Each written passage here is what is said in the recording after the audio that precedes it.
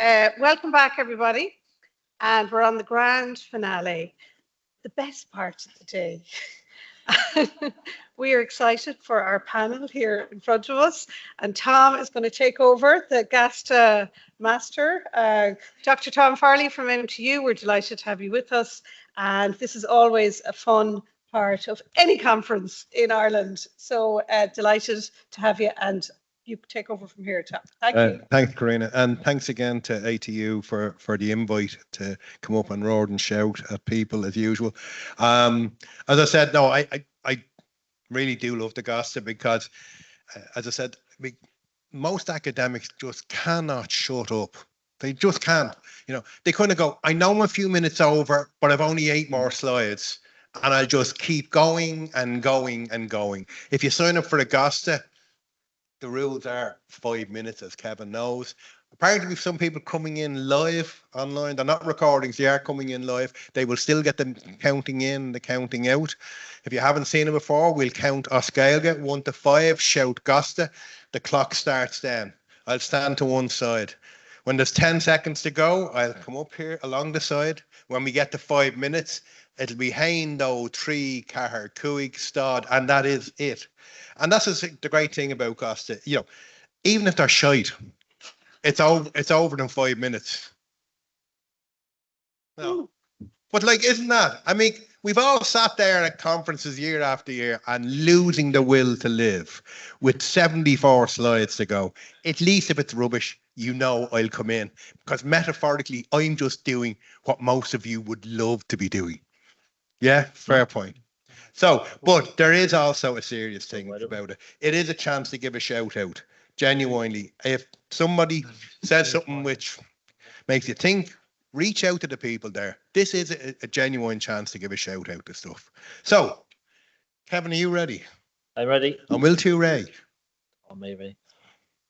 Are we ready? Hands up, everybody. Come on, you've been fed, watered. There's a man up there, hasn't got his hands up. We're not starting. One hand. No. I've only one hand because I have a microphone. You have 2 hands. Get them up. I have no shame. Are we ready? A hain, a doe, a tree, a car, a cooey, GASTA. Thank you very much, Tom. So today, my GASTA is about what does embracing generative AI look like in higher education. Despite its keynote-looking title, I'm going to dive in one particular area. That is traffic lights. It's kind of been a big thing because a paper was published in relation to it, and this particular image is kind of roughly not roughly, this is it, on AI usage within assessments. And this is kind of my, opinion on it, and let's run into it. So, there's different kind of categories of usage, basically. And while that seems great and might be very clear to students, I think for the student themselves, they might experience this kind of scenario whereby there's too many different types of traffic lights happening in all the different modules that they're thinking about and studying. So I think that kind of signals some potential issue with it, not the only issue with it. The other thing is, and questions I had in relation to it is, well, is it useful to categorize them? I think it's no harm for us to critique something, even if it's peer reviewed, to say, how does that help us? So what benefit does it provide? And why is it unique to generative AI? It's another kind of side note, because we don't really do that in relation to internet usage. So why do we do it in relation to generative AI? And of course, you can say, oh, it generates the stuff for you. However, I have some of my own thoughts, let's say, on what kind of strategies may help. One of the first things is a student-centered learning approach. I think that's been talked about a lot, but yeah, that can definitely help. But none of these are in isolation. I'll just point out before I continue. There's also that idea of that Swiss cheese model. Professor Philip Dawson mentioned that earlier, and that's, thinking about the whole program. And, okay, your module with your assessment may be open to generative AI, and there can be too much of a focus on individual assessment design, but that's not necessarily the way we should possibly think about it, even in the immediate times. Because the thing is, there are other strategies out there And there's on the right is the traffic light system, but on the left is this two-lane approach, whereby secure is, in a secure environment where they're not using generative AI during the exam, versus open, which is kind of everything else when they're doing it in their own time. And this is by Bridgman, Weeks and Liu from University of Sydney. And also, to be honest, Professor Dawson kind of talked about it, but didn't specifically mention this two-lane approach.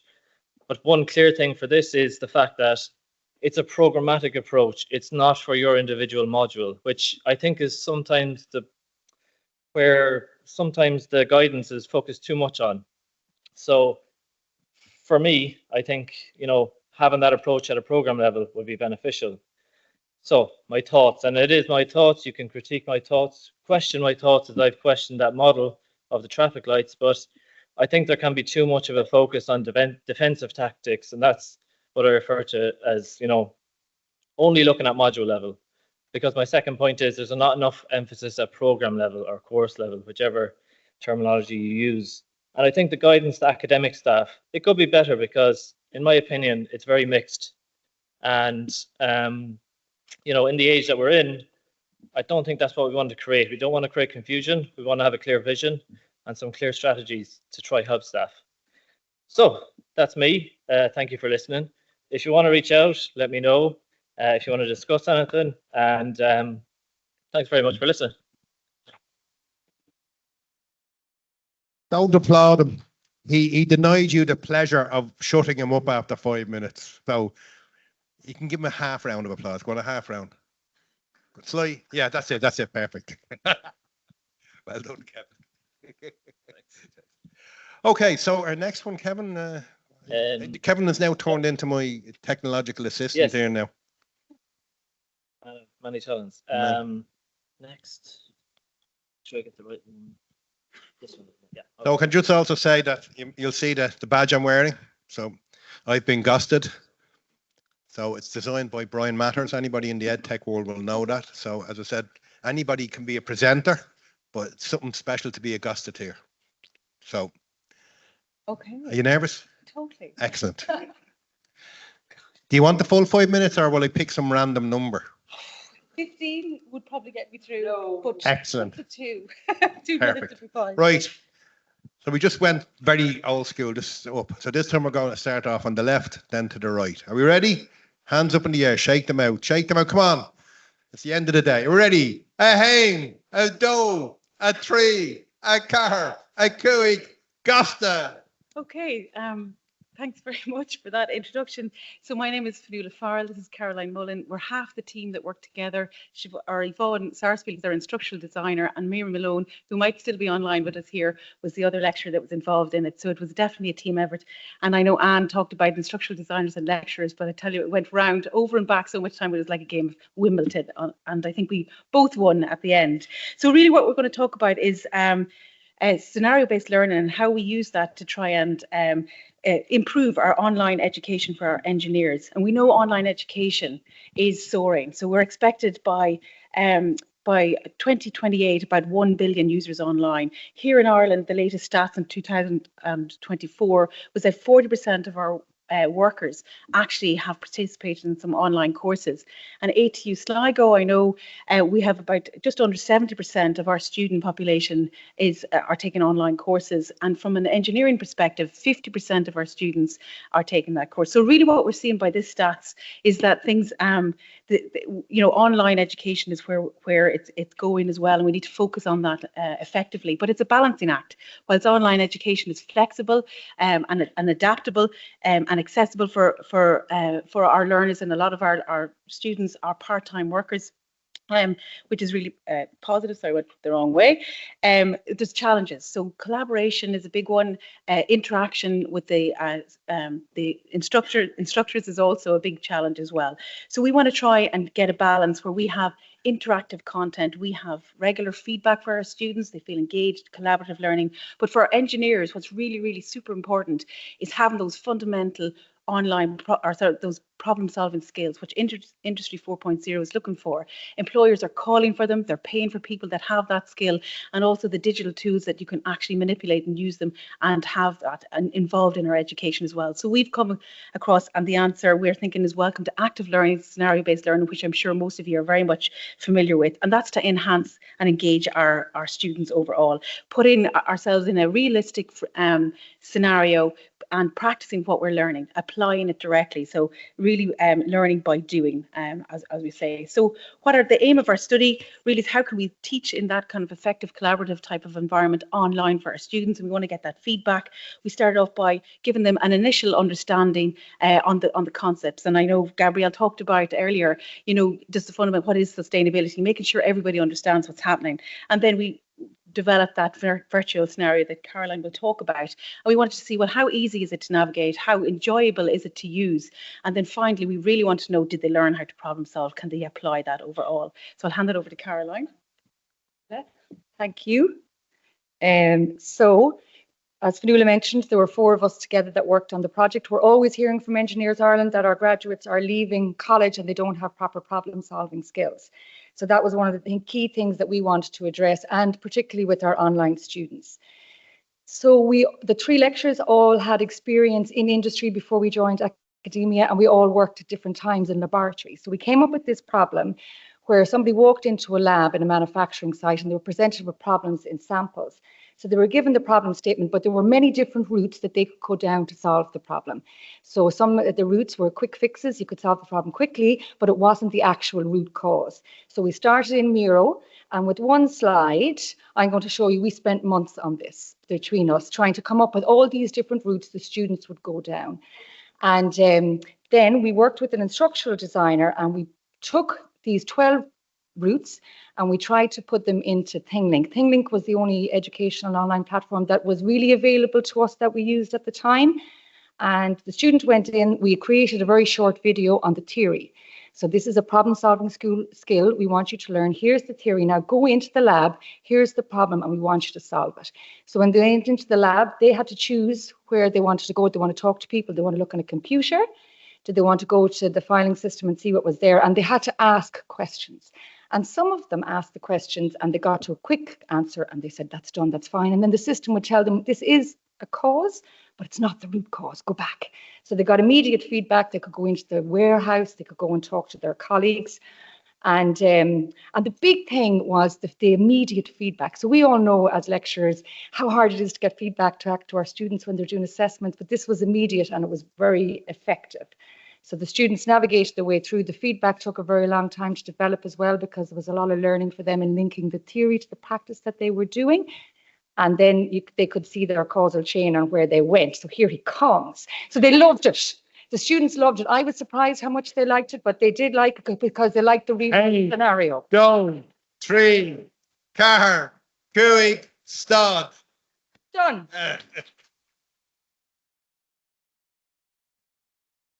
I tell you, Fionnuala, if you ever decide to pack into lecturing, you have a career as an auctioneer. It was absolutely brilliant. Well done. Well done. So is this, are we now going into the ethereal world? Yep. We should have Jennifer online, I believe. So Jennifer, if you wouldn't mind sharing your slides. Yeah, sure.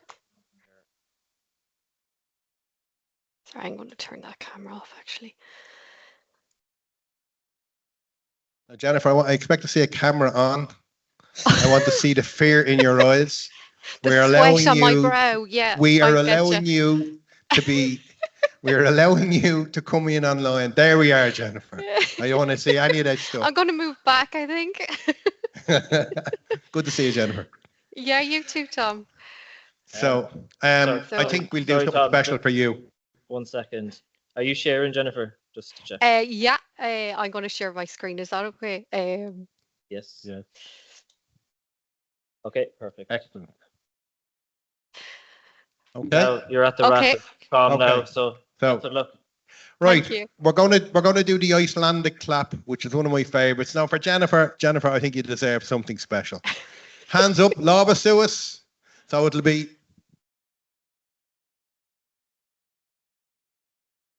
we ready?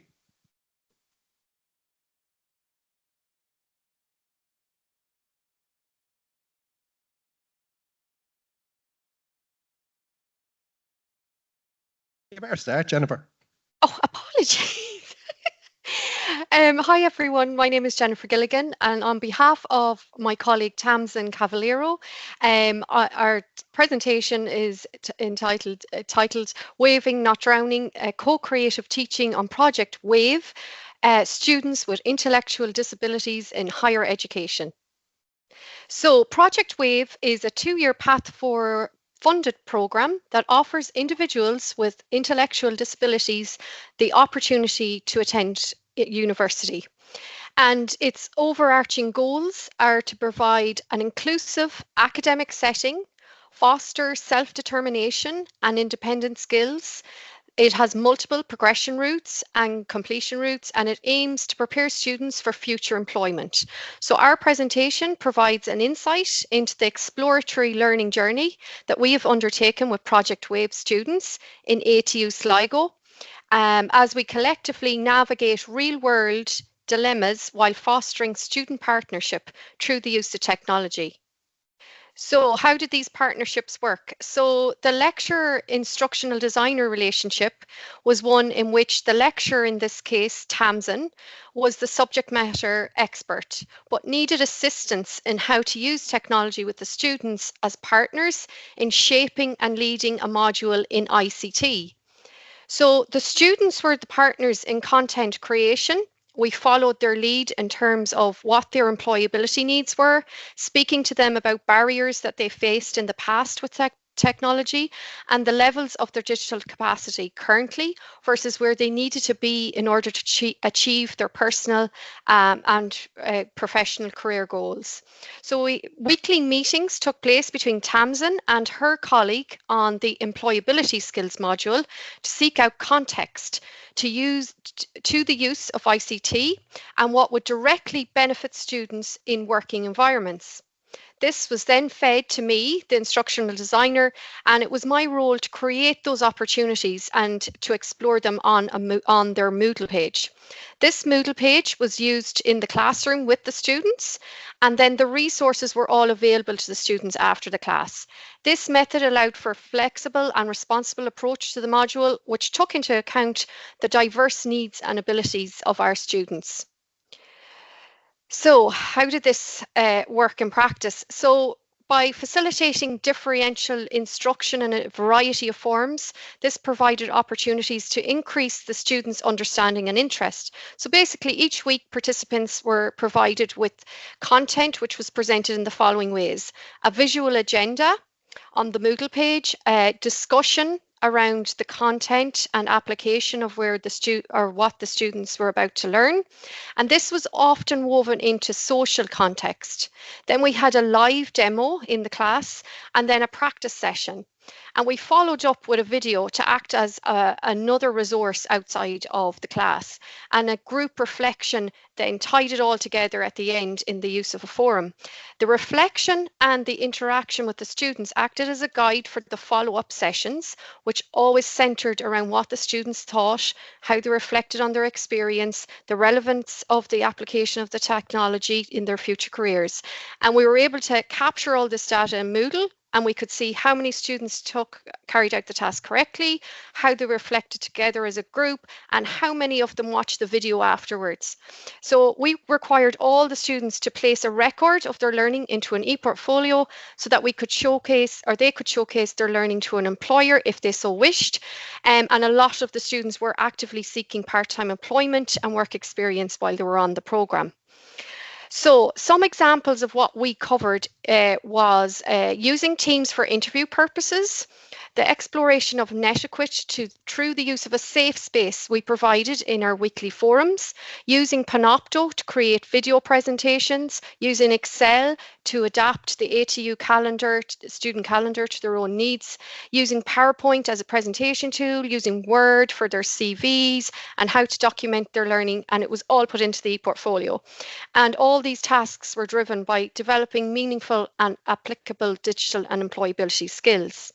So then in conclusion, Inclusive education involves socially just ways of teaching and learning, and this is fundamentally a social process of learning how to learn from difference, so that universities and everyone else in them can benefit from the presence and participation of students with intellectual disabilities.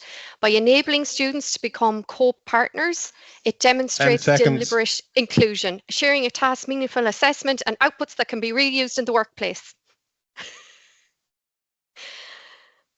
Don't look at her. She's smiling. She bet me. That was actually excellent, Jennifer. That was really good because she done it in 4 minutes and 56 seconds. Oh. 59 would have been perfection, but I'll give her, no, that's a bullabus. So I just wanted to sort of also acknowledge here, I mentioned the badges. So these are the 2-inch badges for people who presented face to face. If you're doing it online, you get the half badge. Ah, no. Harsh, but fair, I think. Good enough, good enough. Thank you, Tom. Well done, Jen. Well done.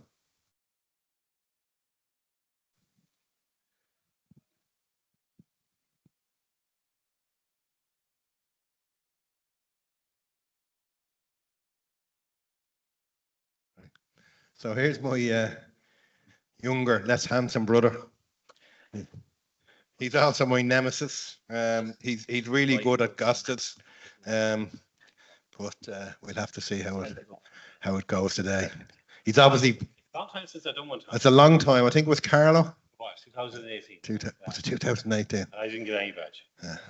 Yeah, well. And I did mine during COVID online. Did you get a badge? I did. Oh, Yeah. I didn't have a badge. Yeah. I think there's a story here, Ken. But will you get one today? Hazel will. You. I know. I tell you what I'll do. I'll give Hazel 2 badges and she can decide. Harsh but fair. Right.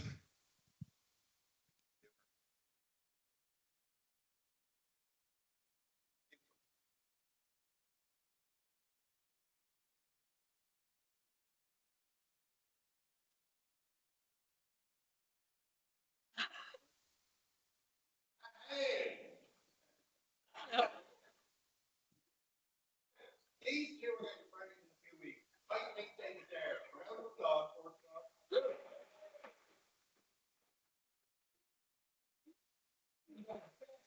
countdown ever. Are we ready? Hey! Hey!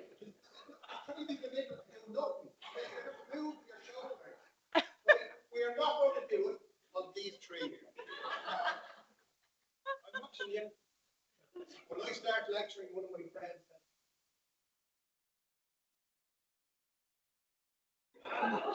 okay, we're going to do it. We're going to do it. Ready? A hey! A tree! A curry! GASTA! Hi, everybody. Great to be with you today. Okay, so we're going to talk about collaborative approaches to tackling the whole AI challenge in education, and we're espousing a very strong collaborative approach. So as we all know, and we've heard multiple times today, you know, AI is so complex in, you know, the multifaceted nature of it. So it's not just about teaching and learning, it's also embedded in our research, operations, and all the rest of it throughout the university. And that brings a lot of problems to us, because even within our own universities, we've got pockets of activity going on everywhere, but it's that thing about bringing it all together to make the most out of it, and for us to have sort of the strongest impactful approach. So and I think the Gen AI M3 project is an ideal example of how we started out on the right path with that, but unfortunately the funding just wasn't there for us to continue. So Ken. Sure, yeah. So in talking about collaboration, and collaboration specifically in terms of the Gen AI M3 project, it is probably worth pointing out that NTutor, which funded and got us started, was in itself a collaboration project of the 5 new TUs and the 2 remaining IoTs. So some of the core activities of the Gen AI N3 project, and if you're at the workshop this morning with Annette and Noreen, you'll have seen it, was AI play training, and they ran through an excellent session this morning. It was tailored courses for staff and students. The hackathons that we held in each of the partner sites, the creative experimentation with AI tools, and the crowdsourced book, which we shared and will be officially launched at EdTech in Waterford in 2 weeks' time. with real examples, good practice, and sector-wide contributions. There's even pictures of Tom in there. Unfortunately, they passed the editor. They should have been probably taken out. But what that did point to was a need for a framework for shared progress. So institutions, they shared their tools and insights and their approaches to AI. But by working together, we avoided duplication and we developed open resources that were shared across the network. It did stimulate conversations and it created excellent networking opportunities. And I think this is applicable both to the End-User project in general and maybe the GenAI and 3 project specifically. It brought people together that wouldn't necessarily have worked together had it not been for the opportunity that it presented. And it provided one of the things that myself and Hazel had the pleasure of doing as part of the GenAI and 3 was providing training and supports for international partners. So we worked with a team of educators from Palestine and the Lebanon at a workshop in Barcelona, and we worked with educators from all across Europe at a workshop in Lausanne. Back to you. Okie dokie. So what did we learn? Lots of challenges. And I mentioned the funding one, the fact that, you know, we only had a few months really at the very end of End-User funding. We were just getting started. We have so much more to do. There's so much enthusiasm. There's a great appetite for it. So resources is something we really, really need. Digital literacy, we're coming up against all of us in our own universities, trying to bring everybody along with us, trying to get people to engage with it. So it is a huge issue. And then also our work allocation models, you know, we talked about that a bit there this morning as well. You know, we need time to retrain, we need time to redesign our approaches, we need additional time for actually assessing and giving feedback as well and we don't have the time for that under our current sort of models. So it's a whole sort of cultural change, I suppose, that's needed. Yes, lots of successes and tangible results that are out there, the open resources that are still there and accessible to everybody. So what we would like to be able to do is to expand the network beyond the technological university sector and deepen the expertise, draw in the knowledge from right across the sector. So the collaborative approach, I think, is the only way forward. And we see this Hong Kong, same model there. So their universities collaborated together and they posed the question about why should we be competing, you know, when we can collaborate and actually lead the way with this. And also the Higher Education Policy Institute survey that has been referred to several times today. It's my favorite document at the moment. But in the findings of that report, it ends with this a statement that institutes need to seek opportunities to cooperate. Alone, no one institute can actually make the great strides required to adapt to AI fully. So we're here today, I suppose, to get that message out that, you know, we're there. We want to coordinate, we want to make partnerships, develop strategically, and we're open if anybody wants to talk to us. So thank you very much. Sorry, Tom.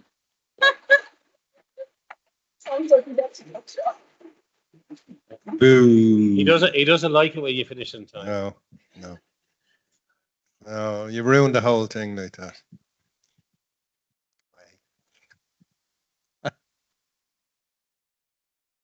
Yeah, we have Ulrich online. We've So one online. Ulrich, you can unmute, and if you wouldn't mind sharing your screen, we'll get you set up here. I just want to test something. I want to say Munster. Yeah, it still doesn't pick up. AI still thinks I work for Monster Technological University. It's the Dublin accent. Actually, yeah, will you try it, Kevin? Just say Munster. Munster. Hey! Excellent. So, Random fact though, I was born in AI Dublin too. will never take over the world as long as they still think a dub says monster when he says Munster. I was born in Dublin, we'll blame that. See, there you go. So how many have we got here? Just the one person? Just one, we have Just Ulrich. one. Okay, Ulrich. You know what's going to happen here? Yes, I did it. Yeah, we're going to count you in. Beforehand. Yeah. Excellent. I'll shout out 10 seconds to go. But I am feeling a bit less generous for people who are getting away by doing it online. Maybe we should introduce a bit of fear, a bit of unpredictability. Should we?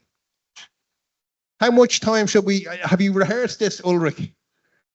A little bit, but yeah. Okay. And what time do you have it down to? Not 5 minutes. I don't know. I'll see. We'll see how this goes. If I like it, I'll be nice. If I don't, anything could happen. Are we ready? Lava Suez?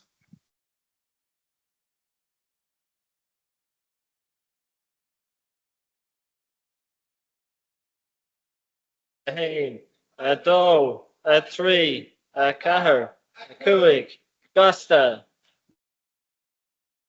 Thank you very much, Tom, and thank you very much for Digital Ed for the opportunity to present to the GASTA and to Digital Ed 25 today. I'm presenting on the Skook project on behalf of the Irish ATU team, which is leading this 3-year Erasmus Plus co-funded project with partners from Spain, Macedonia, and France.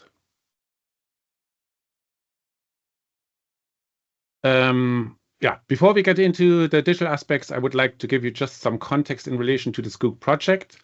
The project is aiming to advance sustainability in culinary education and training, looking into the past and innovating towards a sustainable future.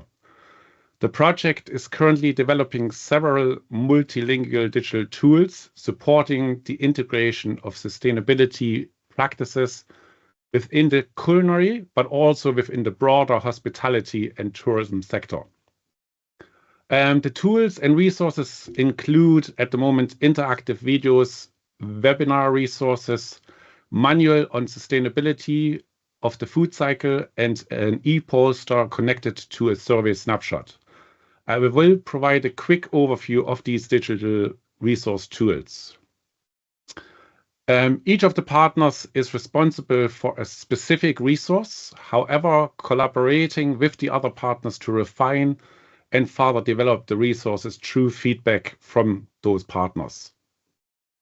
The first resource are 30 interactive short videos that are 2 to 3 minutes long, so nice and snappy, developed by the French partner. The videos cover topics such as sustainable use of energy, water, and especially ingredients with a strong focus on minimizing food waste and maximizing the use of food production byproducts. H5P is being incorporated into the videos to ask topic-specific questions throughout the videos, supporting and reinforcing key learnings.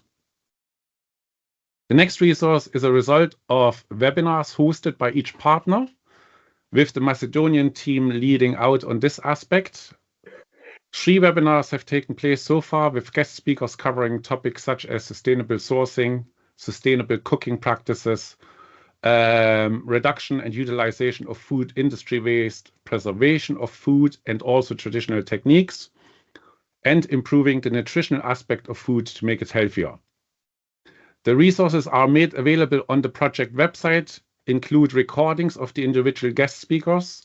They also include slides or slide information and a summary of the key findings of each individual webinar. The project also includes the development of a digital manual, which the Spanish partners leading out on this aspect. And the manual again has 8 separate modules covering various aspects over food provenance, packaging, preparation, waste and recycling.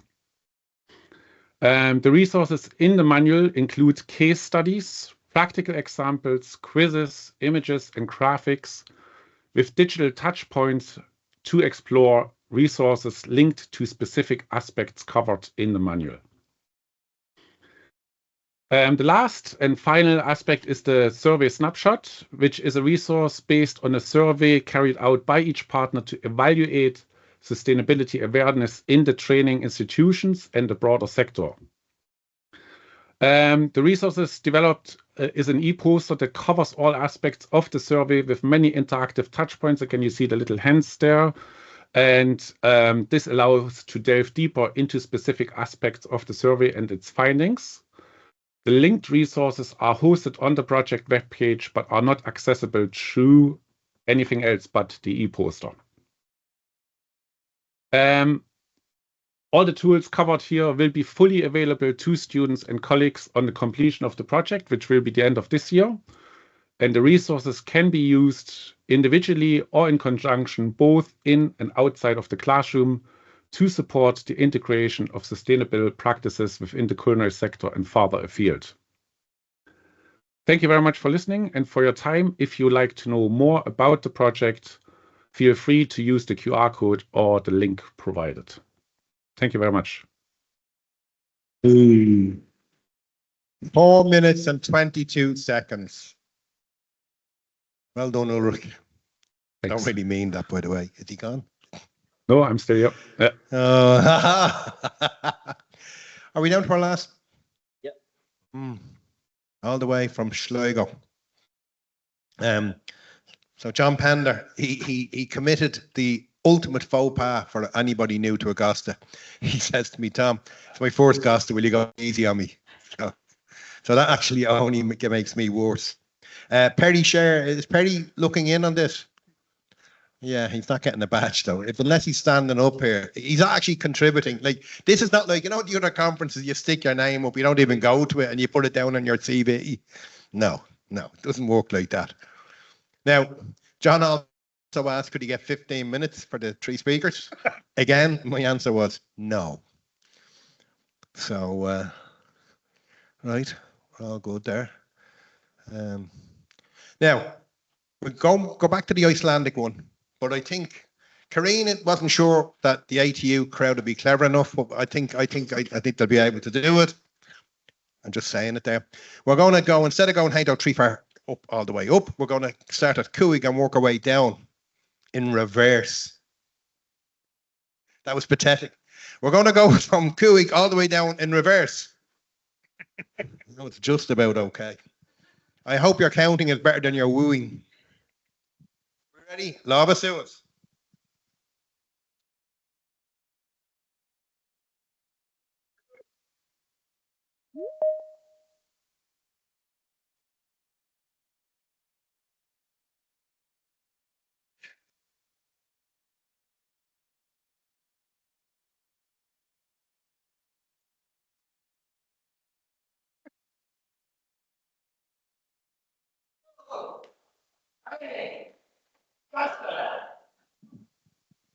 Oh, talk about anti-climax. We give him big and then John just goes. Imagine a world where you can practice social care cheating. skills without leaving your room. Virtual reality is revolutionizing education and practice, with immersive environments where students can learn and build empathy. VR allows students to experience realistic simulations, fostering a deeper understanding of diverse lived experiences. Meet the AI caregiver, a person with an Irish accent, like me, powered by a customized GPT that can simulate real-world care scenarios. An AI caregiver can act in complex situations like crisis intervention, providing a safe space for practitioners to hone their skills. Under Koru's standards of proficiency, new technologies must respect service users' dignity and rights. These can, and should, be incorporated into any VR platform. VR should complement, not replace, human relationships. It can enhance rights-driven, consent-based care. Through VR, we can enhance care delivery while maintaining the essence of human connection. The rest of this GASTA presentation explores a pilot activity we co-created with ATU students of social care practice. How would I feel about being cared for by a VR carer? Initially, cautious. Care is human after all. It's relational, it's embodied. But in times of isolation or service gaps, well-designed technology can enhance dignity, safety, and connection. The issue isn't the tech itself, but how it's designed and used. If it supports, not replaces real care, then it deserves serious, open-minded consideration. As the instructional designer on this project, my goal was to create an immersive learning experience. This involved creating a digital twin of an AI-enabled social care practitioner, allowing students to explore and interact with it in virtual reality before meeting a physical robot. After researching several options within our budget and time frame, we chose the Engage XR platform. It gave us customizable 3D environments, real-time multiplayer access, and support for AI avatar integration, all key to what we wanted to achieve. I customized a virtual space in the metaverse where students could join our project team. There we introduced them to 2 customized versions of GPT-powered AI. With a robotic appearance, the first one, and then the other one was humanoid, offering an interesting comparison. And this environment gives students a safe space to build confidence and develop skills through hands-on interaction without the pressure of jumping straight into a real-world scenario. From a learning design point of view, it also aligns with the Universal Design for Learning principles. It offers multiple ways for students to engage, to process information, and to show what they know. So whether it's through chatting with avatars, making decisions on the spot, or thinking about the experience afterward, it all helps to make the process more inclusive, more flexible, and for different learning styles. So it's a flexible, future-focused way to help students confidently explore new technologies in a supportive environment. And we're now handing over to Perry. Breed is a virtual social care practitioner developed to support final year social care students within immersive VR learning environments. She embodies a 25-year-old rural Irish professional who engages learners through warm, person-centered dialogue grounded in real-world ethical standards. She's not a replacement for human guidance, but a reflective peer, encouraging students to explore, question, and deepen their understanding of ethical practice in social care. Yeah, we did this thing with Yvonne the last day of virtual reality, and it kind of got me thinking. Imagine putting on a headset. And bam, you're in your placement, walking the halls, checking the space, getting the vibe before you've even stepped foot there. In one of the care homes, they were able to simulate an environment for a man to go walk with his dog, which was incredible because there might have been other barriers that would have limited him doing so. With virtual reality, I can explore a social care scenario right from my own room. I can practice conversations, reflect later, and even ask ChatGPT how I did. It showed me that this isn't sci-fi. It's the next step in how we learn.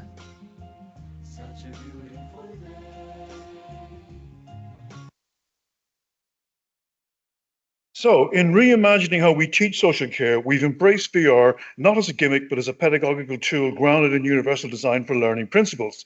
It allows students to feel complexity, to experience perspectives, and to practice empathy in safe, immersive ways. This isn't about replacing placement practice, but enriching them.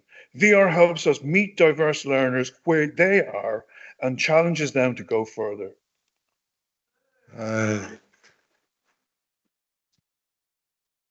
I was hoping to get one over on you, John Pender. Yvonne, did you build that avatar? You know, the person speaking with who was Breed? Yeah, because I tell you want your money back for that one that looks like Perry. I tell you, the software malfunction when you built that one, was it? I hope you're watching, Perry Share. I hope you're watching.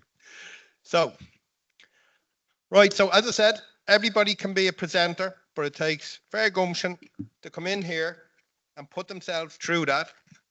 So can I just ask all of the gazetteers to please stand up so everybody can give them a round of applause, please. And a particular big thank you to Kevin because he made it all work out. Well done.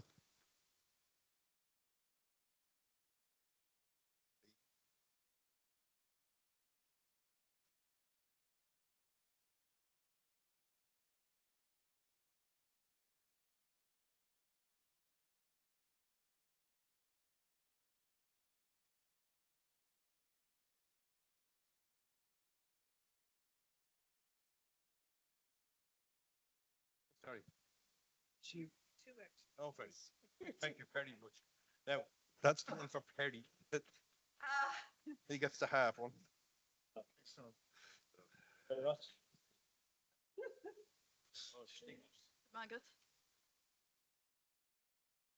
Stickers for the laptop or whatever.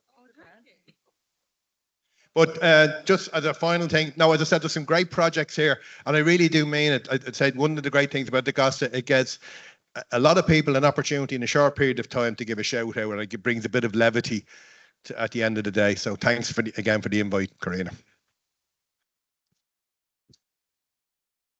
Thank you so much, Tom. That was brilliant and great energy. So we are at the finale, and Michelle is rushing up to the stage. So let me introduce Dr. Michelle Glacken, our VP for Students and Teaching and Learning and Registrar, and she's going to close it off. And I have to do another minute.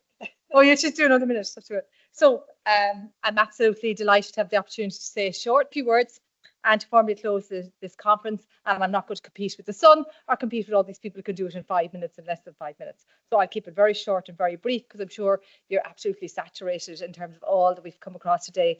I was just kind of sitting up there earlier today, and I started teaching back in 1997. And I was just thinking how the world has changed of education since then. It's just phenomenal in terms of there was no database. Well, there was about PubMed, that was about the height of it. And now I'm listening to the language and to the concepts like empowerment, sustainability, UDL, co-creation, scenario-based learning, completely was never in existence. Absolutely not. But the one thing that was very strong to me, that despite, you know, the changes and the wonderful things that happen in technology, we are still all focused on trying to provide the best education for our students. So there's still that student-centeredness within education. So, I mean, that is just wonderful. And back in November 22, when we just about taken off the masks, and we had just about, we were told you have to all get to know our family in ATU. So we're all trying to get to know all our various family members in ATU. Along comes Perry, well, not Perry, but ChatGPT, which Perry really came into my office one day, you know, it's arrived. And I thought, oh my God, after having everything from COVID to becoming a university, I thought I think I'd go under the bed and never come out again. But anyway, I had no choice but to stay working and keep going. But but today, the utter panic and I suppose what we were going to do that ensued in those months afterwards. Today I listened to sessions where generative AI and concepts is embracing it, trust, literacy, collaboration, knowledge, validity, they're all used in one sentence. I mean, I hear what Sue Beckinan and Peter were saying, rightly point out that we have to consider the environment cost and the environment, the copyright, all of these things, and to keep engaging in our conversations with both our colleagues and our students. So we're in a very fast-pacing world.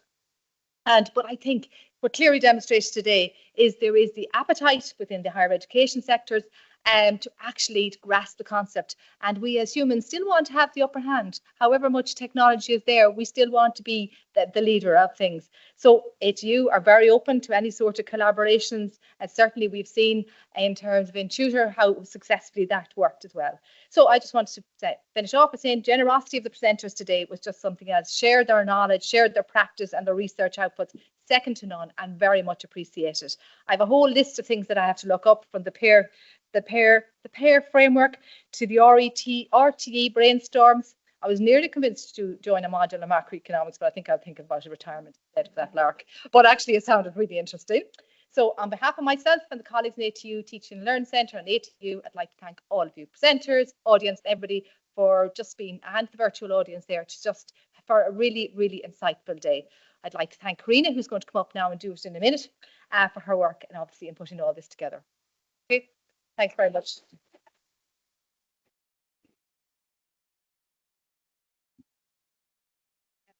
Thanks so much, Michelle. That was great. A really good sum up of all that has happened today. So I just have a couple of thank yous and then we are leaving. So I want to say many thanks to all involved in creating and organising this year's Digital Ed.